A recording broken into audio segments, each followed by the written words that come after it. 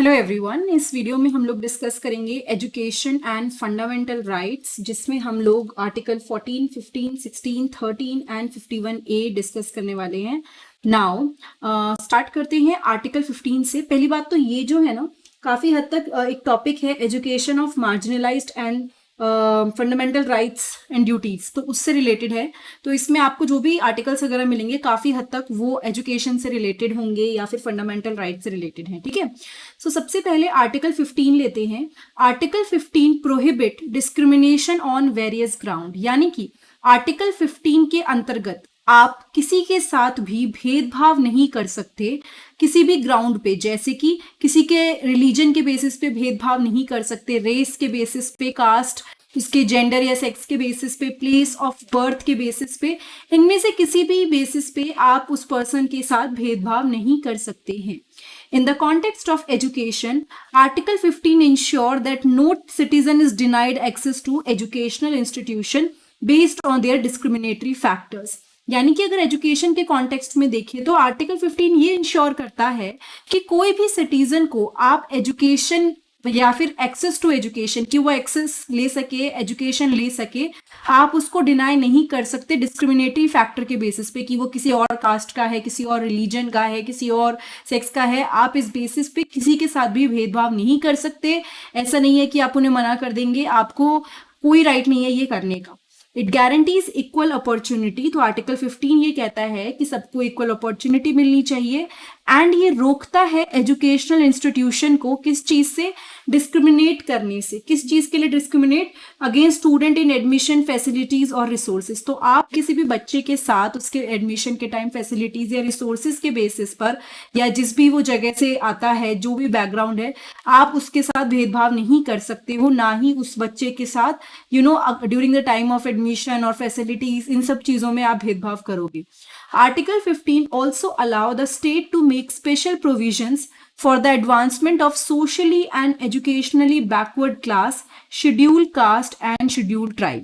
Article 15 ये allow करता है स्टेट को कि वो प्रोविजंस बनाए, किसके लिए? सोशली एडवांसमेंट, यानी कि सोसाइटी के एडवांसमेंट के लिए, एंड एजुकेशनली बैकवर्ड क्लासेस के लिए कुछ स्पेशल, जिसे बोलना चाहिए ना कि थोड़े से, जैसे सपोज वो हमेशा से उनके साथ अगर भेदभाव हुआ है तो आप यहाँ पे चेंज करेंगे, ये यहाँ पे आर्टिकल 15 कहता है, ठीक है। The provision enable the implementation of reservation policy in education institution. तो अगर मतलब पहले से भेदभाव आता है, कुछ पर्टिकुलर ऐसी मार्जिनलाइज्ड कम्युनिटीज हैं, तो वहां पे रिजर्वेशन पॉलिसी जैसा ऑप्शन दिया गया है ताकि उनको इक्वल अपॉर्चुनिटीज मिले। किसको? मार्जिनलाइज्ड कम्युनिटी को, ठीक है।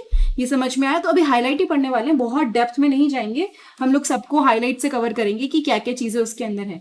देन आर्टिकल 16 की अगर बात करें, आर्टिकल 16 गारंटी करता है कि सबको इक्वल अपॉर्चुनिटी मिलेगी जब हम बात करते हैं पब्लिक एम्प्लॉयमेंट में, ठीक है। यानी जब कोई जॉब लेने जाता है सबको इक्वल अपॉर्चुनिटी मिलेगी। While it primarily addresses employment, the principle of equal opportunity and non discrimination extend to education as, मतलब 16 जो है, आर्टिकल 16 वो बेसिकली बात करता है एम्प्लॉयमेंट के बारे में, लेकिन जो उसके पीछे का मेन प्रिंसिपल है इक्वल अपॉर्चुनिटी का, वो हमारा एजुकेशन में भी है कि आप किसी को भी सबको, मतलब बेसिकली आप इक्वल अपॉर्चुनिटी दोगे इन केस ऑफ एम्प्लॉयमेंट, ठीक है। आर्टिकल 16 इंश्योर करता है कि सारे सिटीजन्स के पास इक्वल एक्सेस हो एजुकेशन इंस्टीट्यूशंस का। So it ensure that all the citizen have equal access to education institution. सबको मतलब कोई भी ऐसा नहीं है जिसको आप रोक रहे हो कहीं भी इंस्टीट्यूशन में जाने से। So they have access to education institution, और जो भी स्टेट ने स्पेशली एस्टेब्लिश करे उसमें तो और ज्यादा। It prohibits discrimination in educational institution based on religion, race, caste, sex, descent, place of birth और residence.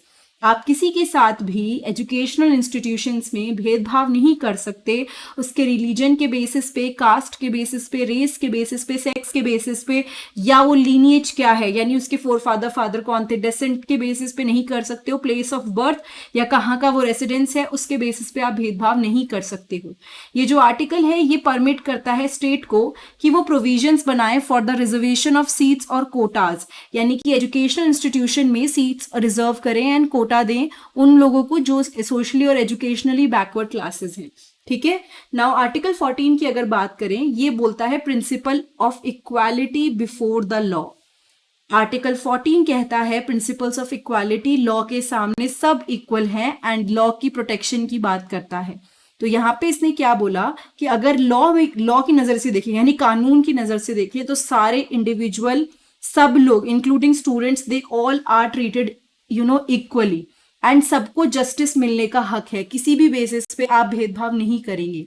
In the realm of education article 14, अगर मैं एजुकेशन के कॉन्टेक्स्ट में बोलूं तो आर्टिकल 14 गारंटी करता है कि स्टूडेंट्स के साथ कोई भी डिस्क्रिमिनेटरी प्रैक्टिस नहीं होगी एजुकेशनल इंस्टीट्यूशन में या फिर एजुकेशनल पॉलिसीज बनाते हुए। ठीक है, ये इंश्योर करता है कि स्टूडेंट्स को हम फेयरली ट्रीट करेंगे, कोई भी पहले से बायस या प्रेजुडिस नहीं रखेंगे, जैसे कि एडमिशन, एग्जामिनेशन और डिसिप्लिन और इवैल्यूएशन में किसी भी बच्चे के साथ कोई भेदभाव नहीं होगा। Article 13 grants the right to minorities to establish and administer educational institution of their choice. तो बेसिकली ये कहता है कि कोई भी माइनॉरिटी को मतलब ये हक है कि वो अपना एजुकेशनल इंस्टीट्यूशन एडमिनिस्टर करें अपनी मर्जी का। ठीक है, कोई भी माइनॉरिटी आप ले लीजिए, एंड ये रिकॉग्नाइज करता है significance of preserving and promoting the cultural and educational rights of religious and linguistic minorities. यानी अगर कोई माइनॉरिटी है तो वो अपना रिलीजियस एंड लिंग्विस्टिक या फिर इसे बोलना चाहिए कल्चरल कॉन्टेक्स्ट में उसको प्रिजर्व करने के लिए वो अलग से जिसे कहना चाहिए एडमिनिस्टर कर सकती हैं कोई भी एजुकेशनल इंस्टीट्यूशन। ठीक है, तो मतलब आप अगर 13 की बात करें, आर्टिकल 13, तो दे हैव द राइट कि वो अपना एजुकेशनल इंस्टीट्यूशन स्थापित करेंगे। ठीक है, जहां पे they can impart education in a manner that align with their cultural, religious और लिंग्विस्टिक इथोस।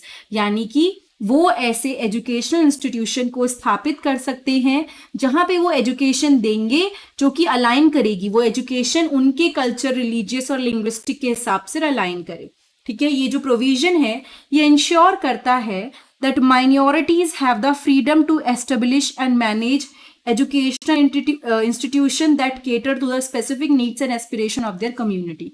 यानी आर्टिकल 30 ये इंश्योर करता है कि माइनॉरिटीज जितनी भी हैं उनके पास ये आज़ादी है कि वो अपना एजुकेशनल इंस्टीट्यूशन को स्थापित करें, उसको मैनेज करें और उस कम्युनिटी की नीड और एस्पिरेशन के अकॉर्डिंग, उनके कल्चर के अकॉर्डिंग वो वहाँ पे एजुकेशन इंस्टीट्यूशन में work.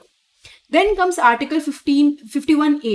Article 51A contain the fundamental duties of citizen of India. यानी कि कोई भी पर्सन जो इंडिया का सिटीजन है उसकी क्या फंडामेंटल ड्यूटीज हैं उससे रिलेटेड है ये आपका आर्टिकल।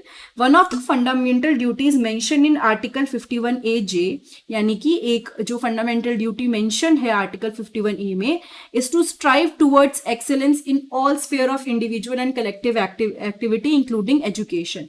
मतलब हमें क्या करना है, सपोज अगर हम बोलें कि एक पर्सन है, ठीक है, तो वो अपनी एज अ एक्सीलेंस की तरफ बढ़े, चाहे वो एजुकेशन की फील्ड है या ओवरऑल कुछ भी ले लीजिए आप, एंड ये एम्फेसाइज करता है कि सिटीजन की रिस्पॉन्सिबिलिटी है कि वो एजुकेशन की वैल्यू करे। ठीक है, नॉलेज परस्यू करे, मतलब नॉलेज गेन करें एंड वो कंट्रीब्यूट करें ओवरऑल प्रोग्रेस में एंड डेवलपमेंट ऑफ सोसाइटी के अंदर। ठीक है, ये बात समझ में आई। ये जो ड्यूटी है ये हाईलाइट करती है क्या, significance of education as a fundamental right. ये हाईलाइट करती है कि एजुकेशन, अगर हम बात करके देखें तो बेसिकली एजुकेशन जरूरी है as a fundamental right and encourage individual to actively engage in their educational pursuit. मतलब इसका सिंपल सा मतलब ये है कि एजुकेशन कितनी जरूरी है, ये ड्यूटी इसको भी हाईलाइट करती है। अगर आप ये कह रहे हो कि ये रिस्पॉन्सिबिलिटी है सिटीजन की to value education and pursue knowledge, तो ये ड्यूटी हाईलाइट कर रही है कि कितना जरूरी है education as a fundamental right. और ये कहता है इंडिविजुअल्स को कि आप अपने एजुकेशन परस्यूट्स में जो भी आप करना चाहते हो एजुकेशन की फील्ड में, उसमें एक्टिवली एंगेज रहिए।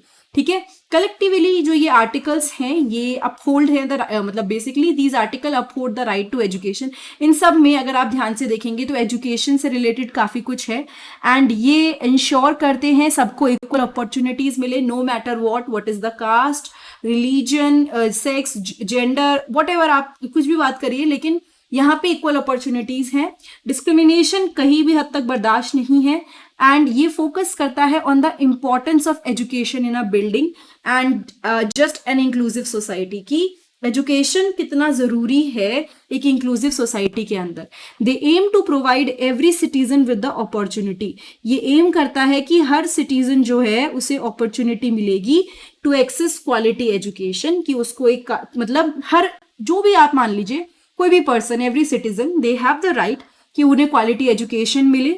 सोशल इक्विटी प्रमोट करेंगे, एम्पावर करेंगे इंडिविजुअल को कि वो अपना फुल पोटेंशियल रियलाइज करें।